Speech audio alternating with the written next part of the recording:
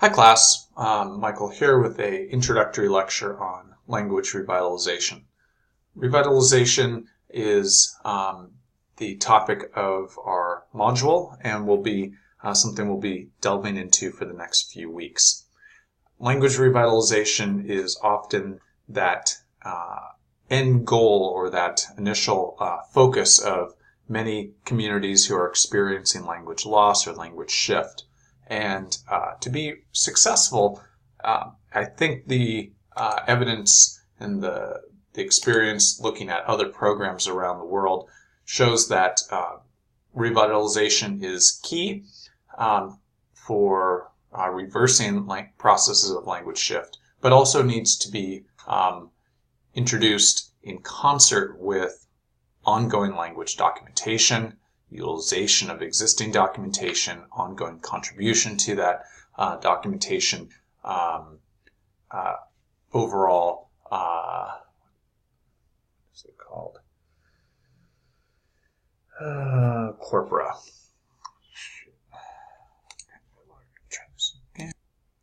Hello class, Michael here with a introductory overview on language revitalization. Revitalization is it will be the topic for this module, and we'll be delving into it for a few weeks. And revitalization is often what communities think of when they think of work around saving their languages. And what I think is important to recognize is that revitalization is often the initial goal and the key to success for these language communities, but it doesn't happen in a vacuum. And successful language revitalization programs have to work in concert with a focus on documentation that is ongoing, building up of the overall corpora of language documentation, working with historical legacy recordings, working to create new ones, and making sure that they have the availability and description needed to make them useful. Language revitalization also is something that, to be successful, requires a understanding of those processes of what is contributing to language shift in the first place. And so all that thinking that we've done around what are the causes of language shift, what contributes to language shift, what contributes to overall language stability, those are key to being able to implement successful revitalization as well. Now, revitalization happens in many ways, and one of the most important elements of revitalization is actually doing it and making it sustainable and determining if the methodology you're employing is appropriate for your community and its goals. Documentation is certainly that integral part of revitalization, where you continue to engage speakers and people for making recordings and adding to that knowledge base that you have. A successful revitalization program is simultaneously building capacity for future generations to learn the language while helping those who are wanting to learn it today. Media such as radio, television, movies, the internet, and music are really great ways to implement revitalization into relevant parts of your daily life. Something here like bilingual signage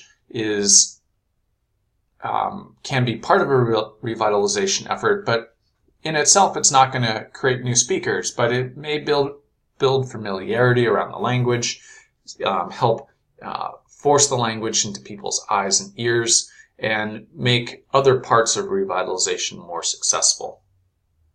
And I think we can see that a continuation or revival of cultural practices that include a focus on language are important ways to build up use of language in culturally relevant ways. And so whether you're working on traditional arts, basketry, traditional ways of food harvesting, traditional ways of practicing spirituality or law or science. Those are all really powerful ways to integrate use of language and make it relevant, make it less abstract. What we know about language is something that we use when we need to and when we can. And building those opportunities for both that need and that can are important. And we all know that starting with young children in the home, in the community, and in the school are essential. So a few terms to think about as we are moving through. Dormant or sleeping language. Something we've discussed previously. Those dormant sleeping languages are ones that have no current speakers. No one is today speaking that language or making use of it. This can be called also language death is another term. I like dormancy or sleeping because it brings in the connotation that these languages have the potential of being awakened. That process of being awakened, once a language has gone into full dormancy, is often termed language reclamation. And that's a little bit different than revitalization. Revitalization is generally a term for there is some use of the language, even though it might be minor, and we are trying to re-encourage that and revitalize, just like you might revitalize a downtown of your downtown to restart and jumpstart its economic potential. You do that when there is already some of the infrastructure of a downtown and some businesses and some people and some interest. Reclamation is you're starting from a point where no one is using the language today, and you are going to be heavily reliant on those legacy documentation sources. Hopefully you've got both audio and textual sources to work from. Anytime you're taking on a process of reclamation, it is exceedingly more challenging, though not impossible, to see success. Immersion education comes in lots of different flavors, from full immersion to partial, and it's generally an approach to language education. Fluency is a tricky term. How do you determine who is fluent and who is not? I'm going to wager that it's not the most important thing to split hairs on, but it is and it shouldn't either necessarily be the goal of a language revitalization program. I think an initial really useful goal is everyday and meaningful language utilization. Fluency hopefully will come, but it is not a requirement to see a language being successfully revitalized. Who is a speaker and who is not is another question that lots of people will end up splitting hairs over, but ultimately you're looking for people who have mastery of the language and are able to utilize that mastery to teach others. Here are some factors that enable revitalization. These are produced by a anthropologist and linguist, Brent Galloway, who has worked with Coast Salish languages in the Pacific Northwest. And he's got a nice typology here of factors that support revitalization. The factors reflect many of the concepts we've discussed, such as forced language shift and the need for effective documentation, community-based factors that support recovery. Galloway puts documentation at the top of the list. For the language he works with, in particular, it's called Nooksack. The language has only one speaker and a marginal amount of documentation has been done. And so that is at the top of the list.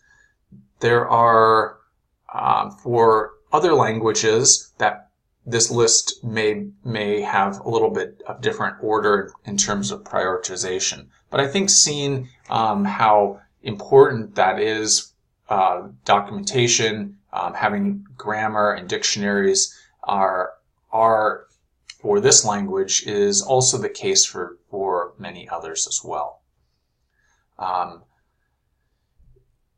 You may start with just organizing archival materials that you already have, building a formal word list, or figuring out ways to develop new content. Training teachers to either be skilled at educating others and increasing their fluency in the language is often really essential too. There are lots of models for how to implement instruction. The important thing is that it's happening, and that it's happening on a regular basis, and it is happening without too many barriers. Efforts in many language communities, such as this one at Nooksack, is that stable funding for work is challenging. It's hit and miss. It's very grant-derived, and that can make it hard to find the sustainability one needs for ongoing and successful revitalization efforts.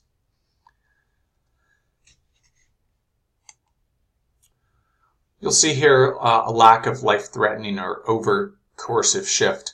In the U.S., many of the overt forced language shift practices have faded out, though we are seeing a resurgence of language nationalism with the current presidency around English. We're not putting people in boarding schools necessarily anymore, but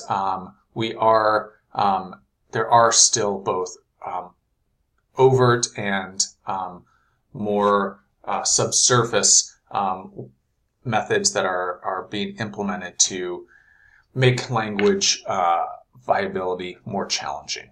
And so that's happening in both subversive and overt ways. Poverty is certainly a major factor. Other factors include prestige, fitting in, modernity, cool factor. In many parts of the world, war, genocide, and other ongoing elements prevent revitalization. That may not be the case as directly in this country, but those are certainly major factors. And the last two, ensuring that there are concurrent cultural revitalization efforts to connect language use with, and finding local and national partnerships and government support. Key here for many reasons. Creating a language program. This is adapted from Grenoble and Whaley, and lists some of the things that are needed for developing a language program.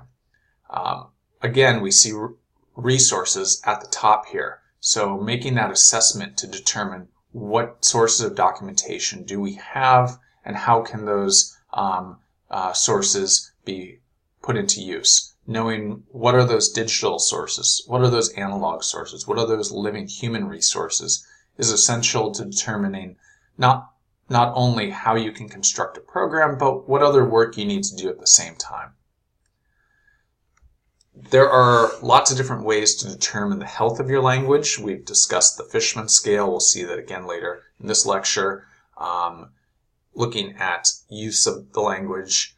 Other methods are such as the Ethnologue database, which tracks remaining speakers, community-based research, or research with partners in academia can formally survey language utilization, number of speakers, dissemination practices, media penetration, perceived health of the language. These are all lots of opportunity for both qualitative and quantitative study, and ways for trained language advocates to work with the community. Variation. Who speaks the language? Variants. And which variant are you going to choose? Just like English has many different ways of being spoken, so do minority languages? Are there enough large differences in the way people speak to be considered different dialects? Do you have to pick a dialect? And what are some of those ramifications of that choice? And finally, another opportunity for research is understanding how a community wants their revitalization to occur. Some communities are making the terrible choice between devoting resources to language and culture, or food, jobs, drug use, and sovereignty. These aren't easy choices, and a clear need for partners and advocates. So, some models for revitalization. Total immersion is definitely the best way to learn a language at any age. It's one that is easier when you're young, just like pretty much any learning of a language. Anybody who's an English speaker learned it generally in an immersion setting. Unless it's a second language for you, you may have learned it in a school. If you've learned a second language, you know that it's easiest to learn in immersion. And immersion is often applied in the school setting or sometimes in the home. Examples are, you'll see Spanish instruction in public schools, the Te Kahuna Reo Language Nest, preschools, K-12, adult immersion programs all exist. A major challenge is getting enough curriculum and trained teachers to provide this level of instruction. Many languages just do not have language communities just don't have the capacity. And sometimes adult immersion programs are needed to build up the language skills of the instructors before moving on to focusing on teaching others. The Language Nest model was an original immersion program started in the Maori community and then has spread to others, including Hawaii, Mohawk, Blackfeet, and others. It focuses on combining elders into daily classroom instruction and starting very young. Partial immersion or bilingualism, where part of the day is spent providing instruction in one language and part of the day in another. To meet local or federal guidelines, some English instruction may be required or desirable if you're in the U.S. And this can be an effective way to integrate language education and potentially lay the groundwork for a full immersion program. See, there's one distinction we'll make here is school-based second language programs and community-based language programs. And many communities will kind of struggle trying to decide which of those two directions they go for. Teaching a language in the school has its pluses and minuses, and so does it in the community. Really, a needs assessment and determination of what opportunities exist are important to see which is right.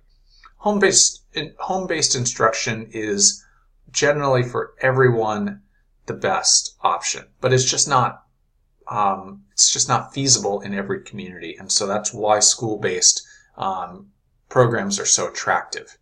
Those community-based ones are great when they work, but they rely on much more positive effort and follow-through from people to participate in language efforts outside of a regular school day. The Master Apprentice model is based on work with Leanne Hinton in the early 1990s in California, and there are 5 principles that underlie the structure of the program. First, use of English is not permitted between the master and the apprentice.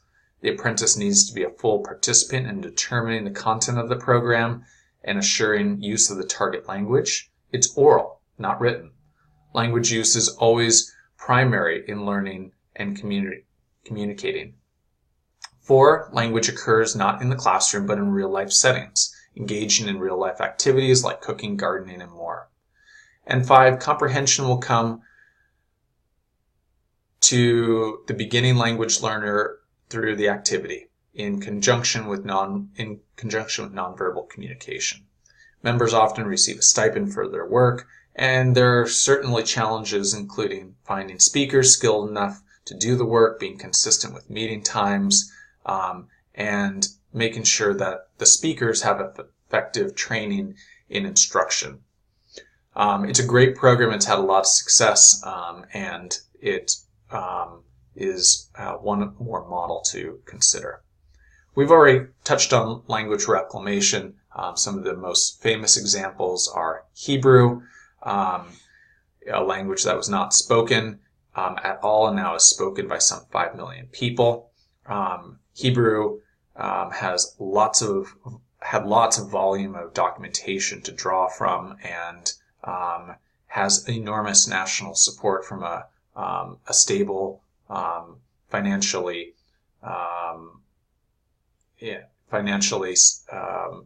stable central government, and a willing population.